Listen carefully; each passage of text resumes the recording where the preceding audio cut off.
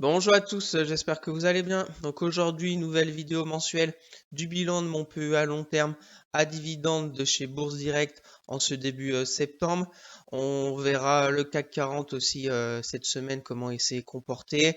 On fera un point très rapide sur la macro et bien évidemment, je vous montrerai mon PEA en toute transparence de chez Bourse Direct et je vous montrerai sur TradingView les zones clés que je vais surveiller de près pour mes actions long terme, sans oublier mes trades court terme que j'ai toujours en portefeuille. Donc n'hésitez pas à vous abonner à la chaîne, à partager la vidéo, à me lâcher un maximum de likes, ça me ferait très plaisir. Si vous avez des questions, n'hésitez pas à me les mettre en commentaire, je serai ravi de vous répondre. Et pour me suivre sur Twitter, le lien est dans la description. Et aussi pour suivre mon PE à long terme sur Morning, le lien est aussi dans la description. Allez, on passe au sommaire. Donc on commencera comme d'habitude par faire un point sur le CAC 40, voir ce qui s'est passé cette semaine et essayer de trouver les zones techniques pour la semaine prochaine à surveiller de près, sans oublier les points clés au niveau de la macro. Après on passera sur mon portefeuille PEA de chez Bourse Direct où je vous montrerai toutes mes actions et en même temps on passera après sur TradingView pour vous faire voir techniquement les zones clés que je vais surveiller de près pour mes actions long terme. Ensuite, on passera à mon tableau à dividendes très rapide parce qu'au mois d'août, je n'ai touché aucun dividende.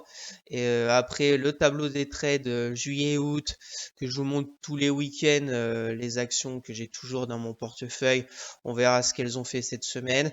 Et en conclusion, on finira par deux sociétés qui techniquement me semblent intéressantes à surveiller de près, qui sont Swatech et Edenred. Bien sûr, je ne suis pas un conseiller financier. Mon avis dans cette vidéo ne représente pas un conseil d'investissement. Elle est juste réalisée à but pédagogique. Chaque investisseur doit avoir sa propre stratégie. Investir en bourse représente un risque. Vous êtes le seul responsable de vos achats et ventes d'actions. Donc au niveau du CAC 40, comme d'habitude, on va commencer en hebdomadaire. On va parler rapidement de macro. Donc ce que je retiens des points clés, on va dire, de cette semaine, c'est déjà on a eu mercredi l'Allemagne avec le CPI qui est sorti en légère baisse, mais très léger, 6,1 contre 6,2. Après on a eu aussi mercredi le PIB du T2 qui a plutôt déçu aux États-Unis, qui est ressorti à 2,1 contre 2,4 attendu. Donc ça a plutôt plu au marché. Parce que dans l'optique, bien évidemment, de ralentissement des taux de la Fed et des banques centrales. Après, jeudi, on a eu la Chine, légère progression du PMI, ressorti 49,7, attendu 49,3, donc c'est pas encore la folie au niveau de la Chine, mais il y a du un petit peu mieux. Après, au niveau de la zone euro, de l'inflation, ressorti pareil que le mois précédent, un tout petit peu au-dessus du consensus, mais bon, voilà, pas rien, toujours à 5,3 en rythme annualisé. Donc on est encore très loin de l'objectif de la BCE à 2. Il y a encore du boulot. Après, on a eu quoi vendredi? Tous les PMI qui sont légèrement ressortis en progression, que ce soit en Chine, en Allemagne et en zone euro, mais bon, un tout petit peu au-dessus des consensus. Et on a eu la grosse journée avec l'emploi américain, avec un salaire horaire moyen au niveau des États-Unis en légère baisse. Donc ça aussi, c'est plutôt intéressant pour la Fed. 4,3, consensus 4,4. Et la création d'emplois dans le secteur non agricole en hausse à 187 000. Et on a eu un taux de chômage qui a légèrement aussi augmenté. Donc ça aussi, c'est plutôt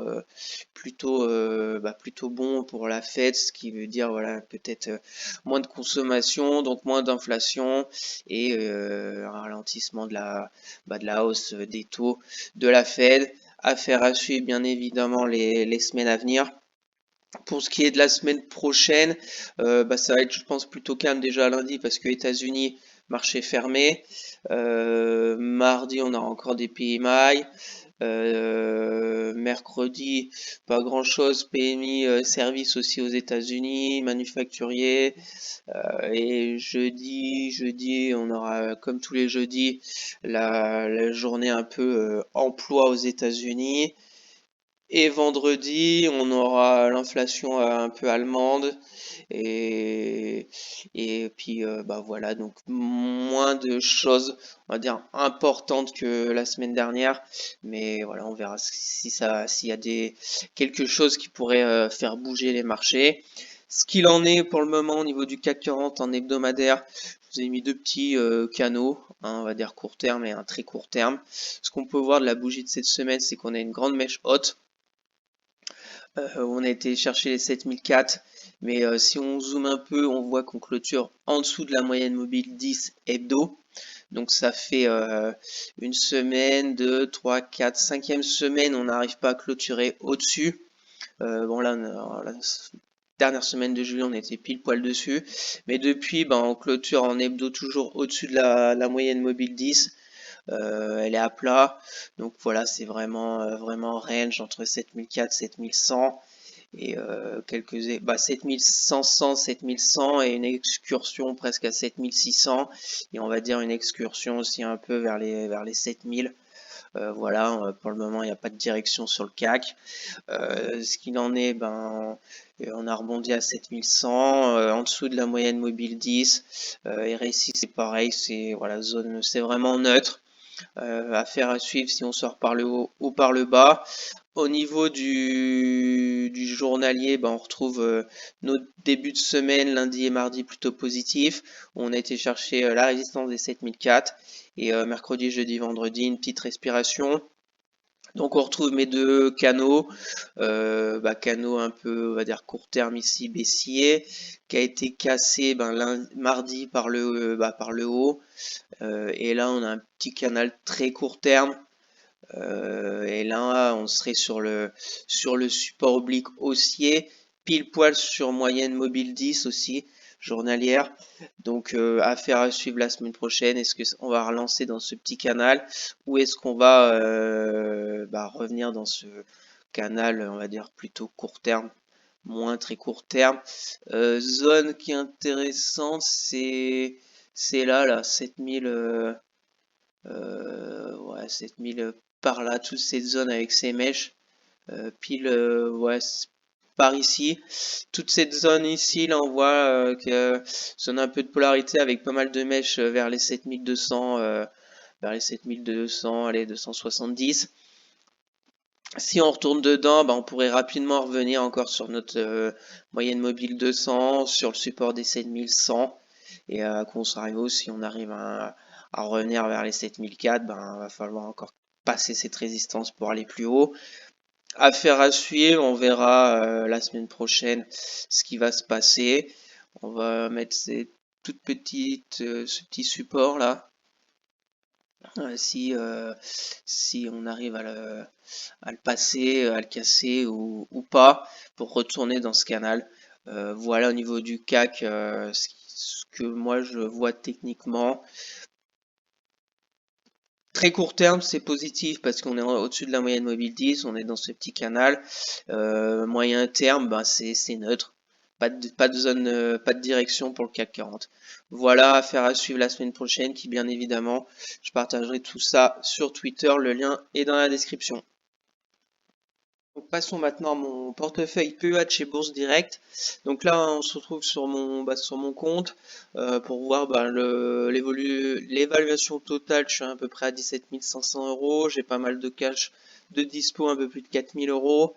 Pour le moment, je suis en plus-value latente de 317 euros. Voilà donc mon portefeuille. Pour ce qui est mes trades, on va dire plutôt court terme. Donc j'ai toujours Accor. J'ai Dassault Systèmes, Getlink, Legrand, Orange, Soprasteria et Trigano. Donc j'en ai pas mal. Va falloir que je prenne des décisions prochainement, mais comme on a vu, le CAC est un peu neutre. Donc affaire à suivre. Pour mes actions long terme, vous voyez, Ruby, j'ai mis une zone de prix 22 € pour recharger. On verra tout de suite après techniquement sur Ruby. Je pense que c'est plutôt une bonne zone, sachant qu'en plus j'ai une petite valorisation. Donc voilà, l'entreprise fondamentalement, je trouve intéressante. Donc on verra si au mois de septembre, elle revient vers 22 € pour en reprendre 20. Donc voilà, donc pour ceux qui veulent plus voir en détail, n'hésitez pas à mettre pause pour voir mes sociétés, etc. Là, ce que je vais faire, je vais passer sur TradingView et pour chaque action, je vais vous montrer mes zones, des zones clés, bien évidemment, en hebdomadaire. Donc on va commencer avec Air Liquide. Donc Air Liquide, elle est très très forte parce je crois que cette semaine, on a refait un record absolu sur le titre vers les 167 €, zone d'intérêt vers 151 et zone plus basse vers 142. Pour le moment, elle est forte. On avait eu une belle impulsion, une respiration latérale et pour le moment, elle repart à la hausse. J'attends tranquillement. On voit que la moyenne mobile 200 hebdo, on y revient de temps en temps. On a vu en 2018, 2020, 2022. Donc pourquoi pas revenir vers entre 150 et 140 € dans les prochaines semaines ou prochains mois. Ce qu'il en est, c'est que Air Liquide, très belle société. Je patiente tranquillement. Ensuite, Amundi. Donc Amundi, on est sur un canal un peu baissier depuis 2021. On avait fait un point très bas en octobre 2022 vers 42 €. On était bien revenu, on avait cassé une belle zone de polarité. Et là, on retourne un peu à la baisse. J'ai un autre petit canal, on va dire un peu plutôt court terme. On voit très bien des plus hauts de plus en plus bas. Donc zone intéressante, je pense, vers les 48-49 €. On voit une très grosse zone aussi de polarité. Si elle revient par là, je réfléchirai peut-être pour reprendre des actions de Amundi. On va réduire ça pour voir mieux. Voilà, et puis bien évidemment, on verra si elle retourne tout en bas, 43. Mais ça serait, voilà, c'est vraiment. Après, Amundi, quand même, société assez jeune en bourse, parce que depuis 2015. Donc on voit voilà, très bas c'est 43, très haut c'est vers 70. Là on est à 55. Affaire à suivre sur Amundi. Ensuite OB, là on est en train de jouer avec la moyenne mobile 200. Je vous rappelle aussi pour les nouveaux, toutes les lignes verticales, c'est les jours où j'ai acheté les actions des entreprises. Donc OB 20 mars par exemple, 21 juin et 17 janvier 2022. Donc là, j'ai une zone ici intéressante pour les personnes intéressées par ces sociétés qui fondamentalement aussi je trouve intéressantes.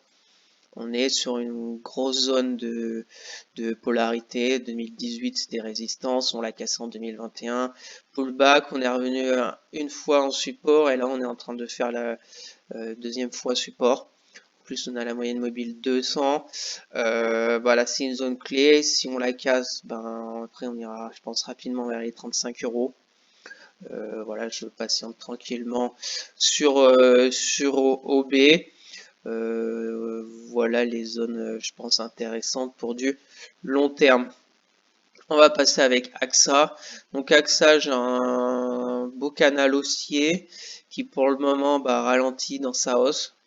On voit résistance des un peu plus de 29 €, 29,30 €. On flirte avec le bas du canal. Première zone qui ici vers les 25,50 €, mais j'aimerais bien qu'elle revienne un peu vers les 22 €, parce que si on dézoome toute cette partie entre 2014 et maintenant, on voit que c'est vraiment neutre. C'est le haut vers 28,70 €. Le bas, si on exclut la chute du Covid, ça serait voilà, 17 €. Donc je pense vers les 20, 21, vers 21 €, on serait sur la moyenne. Voilà, bien évidemment, AXA, je l'ai pas en portefeuille pour sa croissance, plus pour son dividende et fondamentalement aussi très solide dans le secteur des assurances, de la finance. Voilà au niveau d'AXA. Ensuite, Capgemini. Capgemini, on avait fait une envolée post-Covid, après le Covid. Là, on est en train de respirer. Si on remet les retracements de presque pas de Covid, on a fait voilà un retracement de 38,2. Ça latéralise depuis un long moment, depuis presque un an quoi.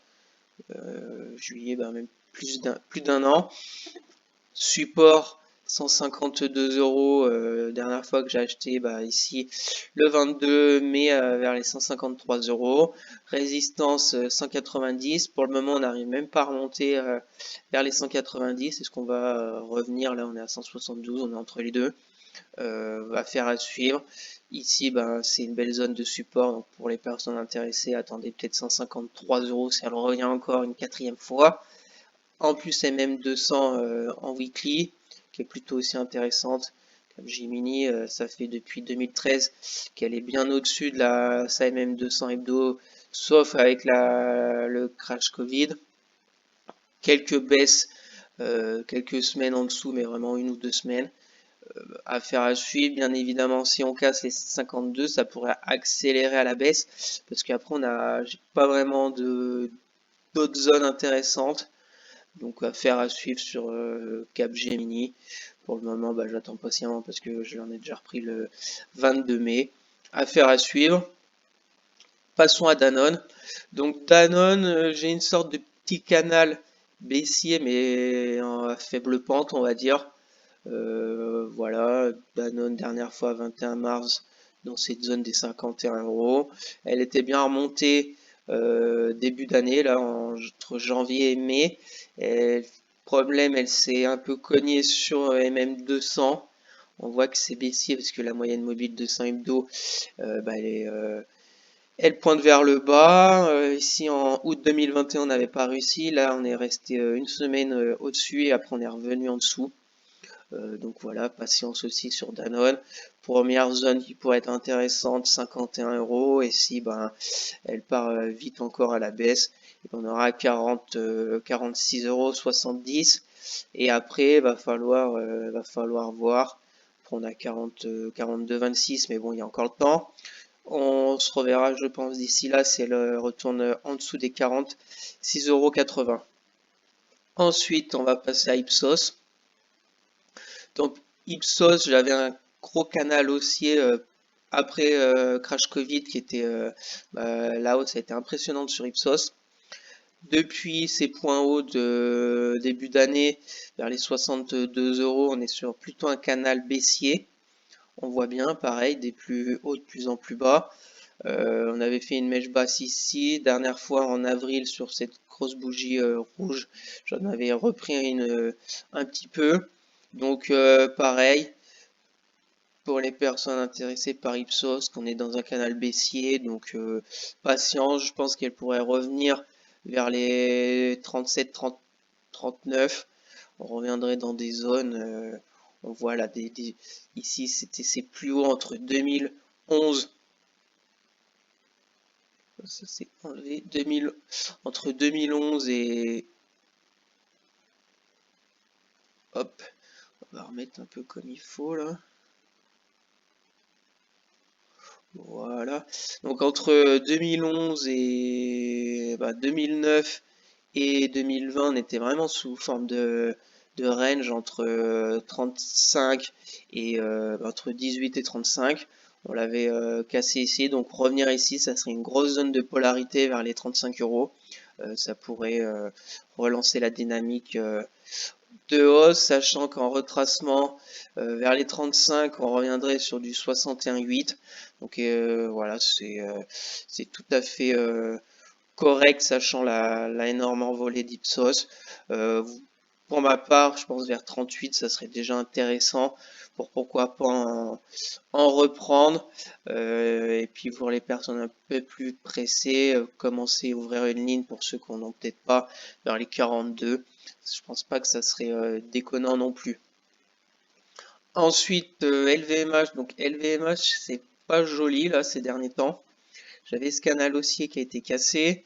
Là, j'ai une sorte de petit canal baissier court terme avec, on voit quand même des semaines très négatives sur LVMH. On est sur une petite zone de polarité ici, 775. Mais personnellement, quand je vois la vitesse où elle descend, je vais attendre patiemment sur LVMH. Bien évidemment, si on revient vers 740 et que voilà, le contexte, on va dire, de la Chine s'améliore et tout, on pourrait avoir un rebond. Si on regarde de la dernière impulsion, ça referait aller presque 50% vers 700, 730. Donc est-ce que la respiration, la correction serait terminée par ici? Peut-être. Et puis bien évidemment, vers 600 euros. Mais bon, 600 euros, ça me paraît quand même assez loin. Mais tout est bien évidemment possible. Mais même 640 pourrait être très intéressant, mais je pense qu'on aura le temps d'en reparler. Quand on voit la moyenne mobile 200 hebdo, depuis 2016 n'a jamais été franchie. Donc c'est du solide. On va mettre ici, mais on va remettre une autre zone. Mais ce qui est sûr, c'est qu'on en reparlera, je pense. Voilà, toute cette zone ici pourrait être très très intéressante.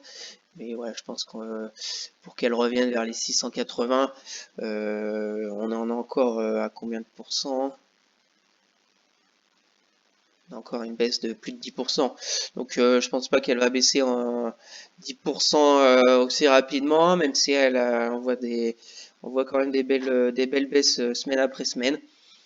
Première zone pour réflexion 735, deuxième zone 680 sur LVMH qui bien évidemment je vais patienter tranquillement. Donc Michelin, Michelin, pas grand chose à dire. Ça vivote, on avait fait un point bas octobre 2022 vers les 22 euros. On est remonté, là on est sur une grosse zone de résistance vers les 30 euros. On est revenu là sur une petite zone de polarité, ça a bien rebondi. Ma zone qui pourrait être intéressante, c'est vers les 25 euros. J'ai une forme de support oblique haussier ici. Donc je me dis 25 euros, ça pourrait être intéressant d'en reprendre entre 26 et 25 euros, qui est une société que j'aime bien fondamentalement. Surtout que ça fait un moment que j'en ai pas repris, c'était le 21 février, sachant aussi que j'ai une petite valorisation sur Michelin et que je suis en moins-value latente. Donc à voir, peut-être pas le mois prochain, mais bon, peut-être c'est octobre si on a une baisse des marchés en général avant l'hiver. Affaire à suivre sur Michelin. Ensuite, Nexity. Ah bah, Nexity, on en avait déjà parlé. Grosse chute. On a eu un rebond sur cette zone de support que je vous avais défini vers les 13,50 €. Pour le moment, le rebond est toujours d'actualité. On voit 2 semaines positives. Bon, il y a encore du gros boulot pour retourner plus haut. Zone, ici c'était une zone. Pour ma part, je vais attendre parce que j'en ai pris pas mal avec des espaces de quelques mois.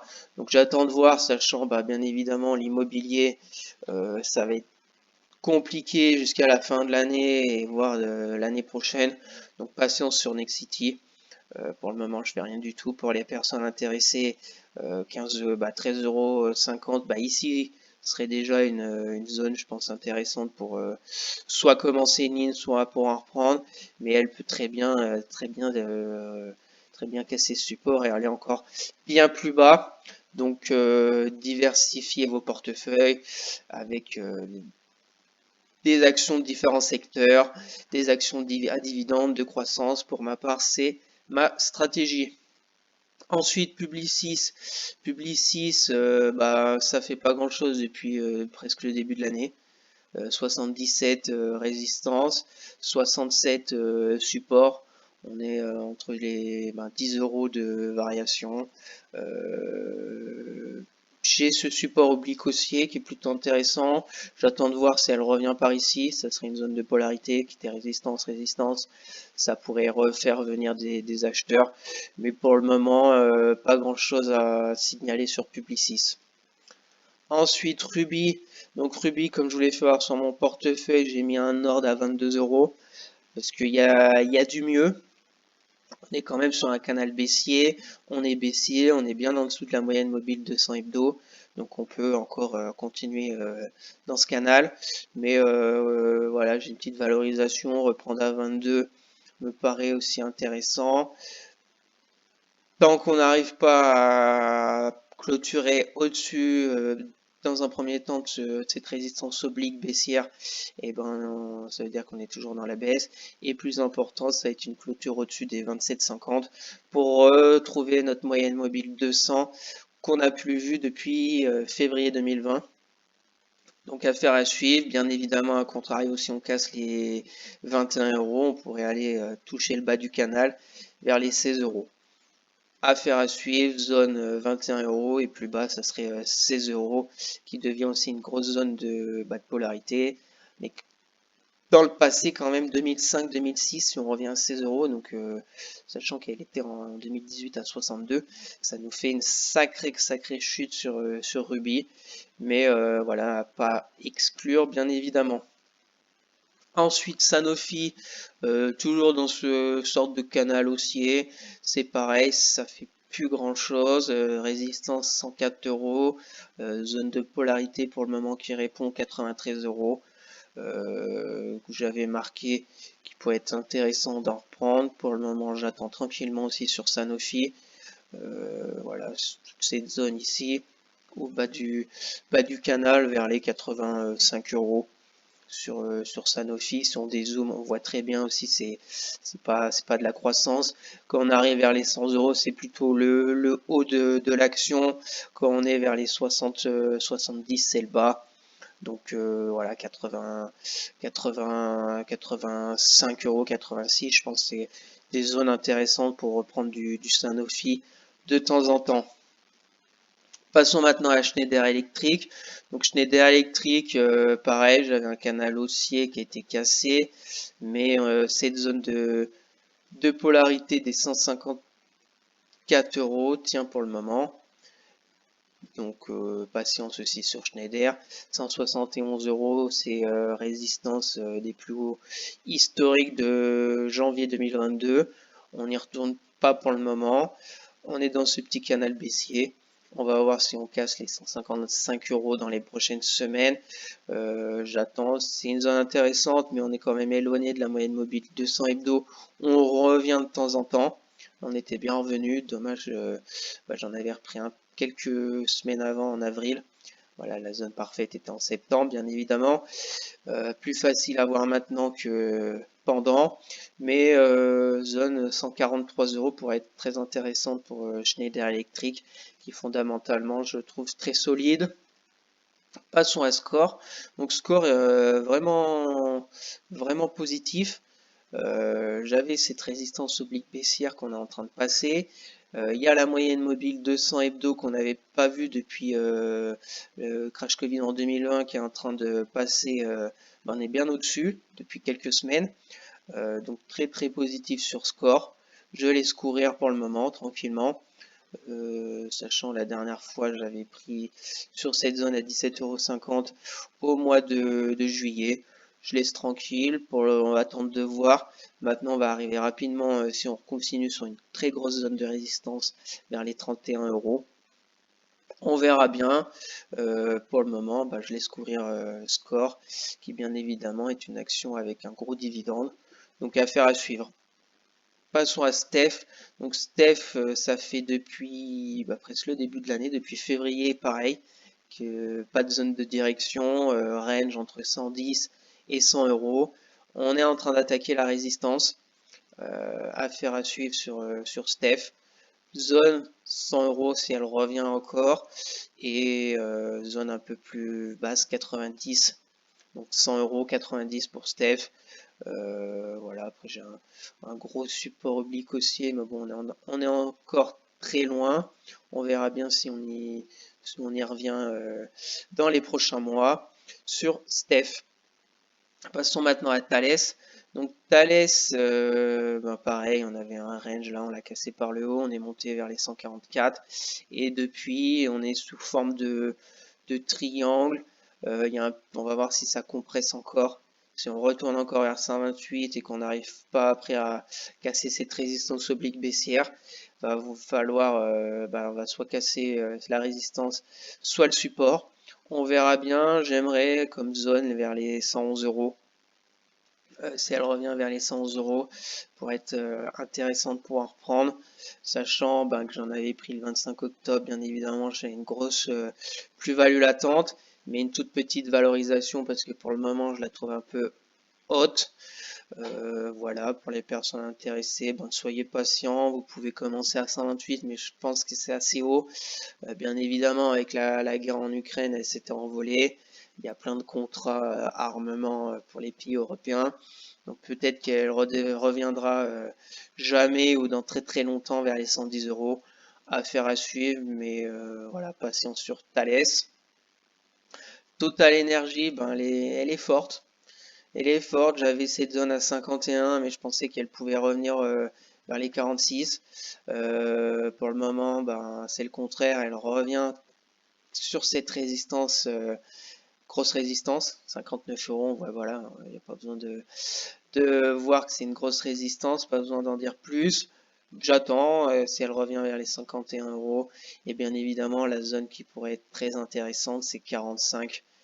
Ça serait comme beaucoup d'actions, on va dire à dividendes, c'est des actions cycliques où le haut c'est vers les 56-58 euros sur Total, le bas si on enlève le crash Covid vers 37, donc 45 c'est un peu la ligne, la moyenne.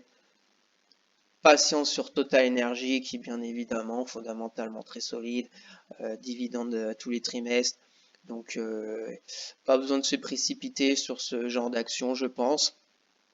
Donc voilà, affaire à suivre. On va finir avec Vinci. Vinci, j'ai ce canal haussier, pareil. On n'arrive pas à aller sur la borne haute du canal. 110 euros résistance. Et on revient vers les 100 euros. C'est une zone de polarité. Mais voilà, j'aimerais quand même aller plus bas, vers 96. Ce canal haussier, toute cette zone de prix travaillée. Donc patience aussi sur Vinci. Affaire à suivre, sachant que la dernière fois, c'est quand même le 13 décembre 2021 que j'avais pris des actions Vinci. Donc ça fait déjà un moment. Donc voilà au niveau de mes actions long terme sur mon PEA de chez Bourse Direct. On va revenir rapidement sur mon portefeuille. Donc voilà au niveau de mon portefeuille PEA long terme de chez Bourse Direct.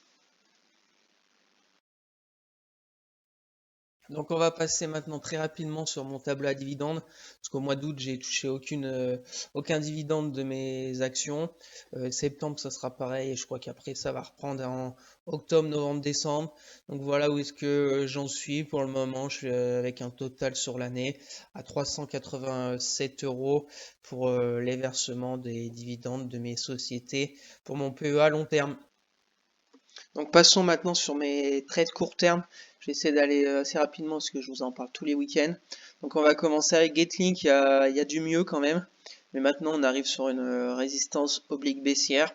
Ce qui est intéressant cette semaine, c'est qu'on est passé au-dessus de la moyenne mobile 10 et la résistance aussi qu'on a passé là des 15,30 €. Affaire à suivre. Stop pour le moment à 14,70 €. Si on arrive à casser la résistance oblique, je remonterai, je pense, mon stop à 15,30 €. Mais je vous en reparlerai le week-end prochain. RSI, il y a aussi du mieux parce que on a cassé sa petite moyenne mobile. On rentrerait presque au-dessus du 60, donc ça serait positif. Affaire à suivre sur Getlink. Ensuite, Accor. Donc Accor aussi, il y a du mieux. Accor, mon objectif c'est 34-36. Voilà, c'est vers les 34 possibilités que j'encaisse mes plus-values sur le titre. Voilà, pour le moment stop à 32. Je pense que début de semaine prochaine, je vais le remettre un peu au-dessus du mon PRU, comme ça, pas de danger si on a un retournement sur accord, sachant que on peut très bien retourner à la baisse rapidement sur le CAC et sur les indices. Donc je vais être prudent. Ensuite, Trigano. Donc Trigano, elle peine vraiment. J'ai une sorte de voilà support oblique. Pour le moment, elle avait fait quelques journées en dessous. On est repassé au-dessus. Vendredi, une journée négative avec presque moins 2%. Ça peine vraiment. Ce qui est positif, c'est qu'on est repassé au-dessus de la moyenne mobile 10. Problème, si on continue, il y aura la résistance oblique baissière. Ce qu'il en est pour le moment, mon stop est à 123 €. Possibilité que je le remonte assez rapidement pour voilà pour au cas où voilà je prendrai mes pertes et je passerai à autre chose parce que la dynamique court terme est pas très belle sur Trigano. On va voir, affaire à suivre bien évidemment. La semaine prochaine, je vous en reparlerai. RSI, c'est plutôt positif, mais c'est faiblard sur Trigano. Le grand, donc le grand, voilà, c'est range depuis un moment quand même, hein, entre 93 et 88. Semaine positive aussi, un peu comme toutes les actions, on a rebondi. Maintenant, à voir si le rebond va se poursuivre pour aller vers les 93 €. Je suis pas loin de mon PRU. Pour le moment, mon stop est à 88. Mes possibilités que je le remonte assez rapidement aussi. On verra, affaire à suivre début de semaine prochaine sur ces actions. Ensuite, Orange.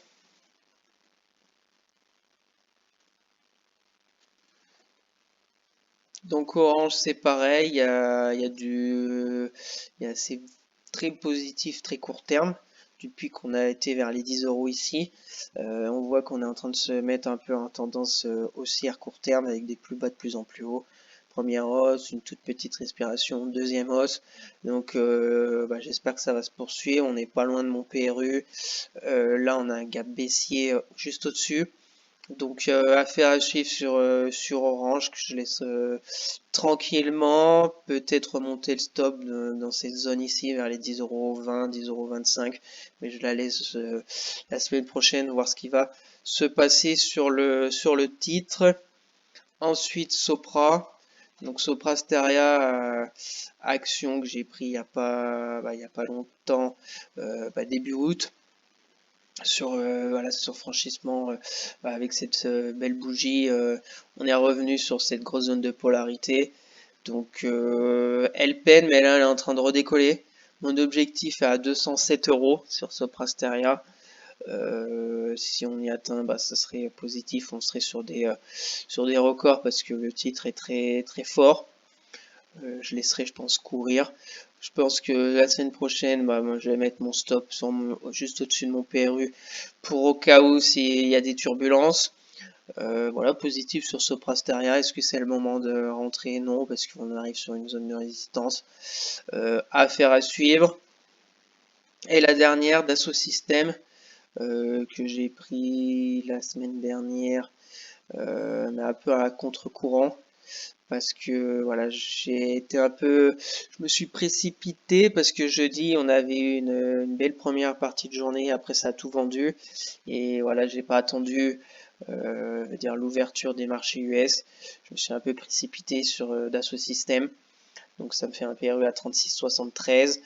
Elle a rebondi sur cette zone, sur voilà ce support oblique haussier qui est plutôt intéressant, plus une zone de prix très travaillée. Pour le moment, stop à 35 €. Objectif, revenir vers les 38 €. On n'y est pas encore. Pour le moment, il y a du mieux cette semaine. Ça peine fin de semaine, mais on est au-dessus de la moyenne mobile 10. On revient vers le 52 RSI. Donc on va laisser tranquillement Dassault Systèmes voir ce qu'elle va faire la semaine prochaine. Donc voilà au niveau de mes trades court terme rapidement, et je vous en reparlerai bien évidemment le week-end prochain et sur Twitter s'il se passe quelque chose. Donc n'hésitez pas à vous abonner, à me suivre sur Twitter, le lien est dans la description. Donc on va passer maintenant très rapidement, c'est sur mes tableaux de trade. Donc je vous ai même pas mis Getlink parce que ça date du mois de mai et il y a rien, il y a pas de changement non plus. Là c'est pareil, pas de changement. Je vous montre juste les dates d'entrée, les prix d'entrée avec les frais en toute transparence comme d'habitude avec le nombre d'actions que vous pouvez bien sûr retrouver sur mon portefeuille PEA que je vous ai fait voir précédemment. Donc voilà, affaire à suivre. On verra quand est-ce que je vais continuer à le remplir quand on sortira des positions. Et donc pour conclure cette vidéo, je vais vous montrer deux actions qui techniquement me semblent intéressantes à surveiller de près. Donc on va commencer avec Swatech. Donc Swatech en hebdomadaire, on voit qu'elle avait explosé après le Covid.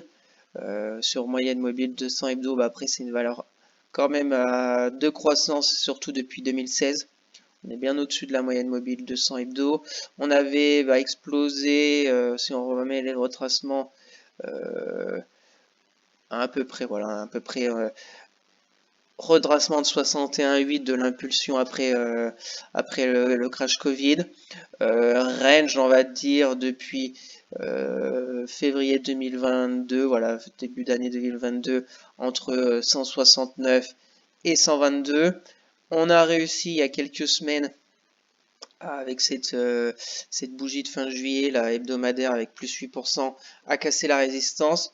On est revenu maintenant sur une zone de polarité, sur moyenne mobile 10 hebdo. Donc je vais regarder, on va se mettre en daily pour voir de plus près. Je vais regarder ce qui va se passer maintenant. On est dessus, on a une sorte de petit triangle avec une résistance oblique, baissière, donc ça compresse. Donc il y a deux possibilités. Il y a la possibilité, il n'y a pas deux possibilités, il y a plutôt soit on fait ça par exemple et on casse le support et on retourne là, donc il n'y aura rien à faire, attendre. Il y aura une zone là, mais bon, ça sera pas pour tout de suite. Et le deuxième scénario qui serait plus intéressant, c'est d'ici de casser, peut-être une dernière casser ici, je pense, si voilà 173 euros serait positif, parce que pour le moment on voit avec cette pas belle bougie de presque moins 5% du jeudi 24 août, on est repassé en dessous de la moyenne mobile 10, et depuis on a des mèches hautes et on n'arrive pas à repasser au-dessus. Donc objectif, repasser au-dessus, casser cette résistance oblique. Donc une clôture journalière, on va dire vers les 100, allez, 100, en dessous, juste en dessous, 174 euros, entre 173,50 et 174 euros serait positif pour, dans un premier temps, retourner vers les 100, 184. Ça nous ferait à peu près 4-5% de gain. Le stop à mettre juste en dessous, à 3-4. Donc ça fait un ratio de 1-1, c'est pas beaucoup, mais je voulais la montrer, et bien évidemment, si elle veut aller plus haut, l'objectif, on va dire, final, ça serait ce gap baissier qui avait été ouvert le 20 janvier, qui est toujours ouvert. Donc ça serait vers les 100, un peu au-dessus des 190 euros. On en est encore loin, mais je vais la regarder de près la semaine, si on sort par le haut ou par le bas au niveau de Swatech, qui bien évidemment je partagerai tout ça sur Twitter, le lien est dans la description. Et deuxième société aussi que je vais regarder, c'est Edenred, parce qu'elle est intéressante techniquement. On était sur un beau canal haussier sur Edenred, plutôt forte. On voit, il y a deux choses intéressantes, c'est le bas du canal qui suit la moyenne mobile 200. Attendez, on va se mettre en semaine pour voir voilà comment qu'elle est forte. On est très loin de la moyenne mobile 200 hebdomadaire, mais c'est très belle envolée. On voit depuis 2017 pareil, bien au-dessus de la moyenne mobile 200 hebdo. On était vers les 25 euros, on est maintenant vers les 58. Donc très belle progression d'Edenred. Donc on va se remettre en journalier pour voir de plus près. Donc ce canal haussier, comme je vous l'ai dit, support oblique haussière plus moyenne mobile 200 qui joue très bien son rôle. À chaque fois qu'on y revient, on rebondit. Ici, ici, ici, ici. Là, on est pareil, mèche basse, pas très loin et on a rebondi. Pour le moment, on a une résistance très court terme des 59 euros, pareil. Plus la résistance oblique baissière. Donc moi, ce que je vais regarder, c'est est-ce qu'on va la casser la semaine prochaine. Si on casse et qu'on clôture au-dessus des 60 euros, ça serait positif. On pourrait voilà, déjà retourner ici vers les 62 euros et pourquoi pas le haut du canal. Et bien évidemment, si ça baisse, à voir ce que ça va donner quand on va revenir vers la moyenne mobile 200 et le bas du support du petit canal baissier. Ça nous ferait, si on prend vers les 60 euros, premier temps à peu près 4% si on retourne sur les plus hauts, ça nous ferait un stop à peu près à 3% parce qu'il faudrait le remettre dans ce canal, plus bien évidemment avoir les bougies qui vont arriver avec par la suite. Mais voilà mes deux possibilités sur Edenred. Pour le moment, c'est positif, mais on est au-dessus de nous. Il y a deux résistances à franchir. On voit la mèche haute de jeudi, on voit la bougie de vendredi. À voir la semaine prochaine. Je suis curieux de voir vendredi prochain où est-ce que Edenred va finir. On est sur la même moyenne mobile 10 et sur aussi la petite moyenne mobile sur le RSI. On voit que c'est neutre sur le RSI. Affaire à suivre sur Edenred qui bien évidemment je partagerai sur Twitter.